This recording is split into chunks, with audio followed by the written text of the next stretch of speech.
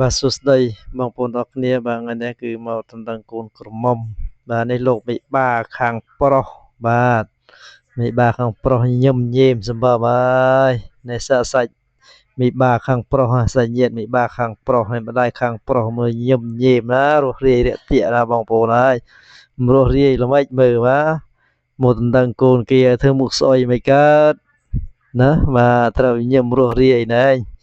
បាទទោះបីគេដាក់ច្រើនប៉ុណ្ណាគូតែរ៉ាប់រងដែរនេះបាទមើលតែទឹកមុខដឹងហើយបងប្អូនបាទនេះយើងធ្វើជារបៀបលក្ខណៈធម្មតាទេបងប្អូនណាបាទមិនបានតែងមិនបានអីទេហើយធ្វើលក្ខណៈធម្មតាបងប្អូនជួបជុំគ្នាតិចតួចទេបងប្អូនណាបាទនឹងគឺយើងធ្វើតាមប្រពៃណីដែរប៉ុន្តែយើងបានទីបានតែងបានអីទេបាទបងប្អូនបាទនេះគឺលោកមេបាខាង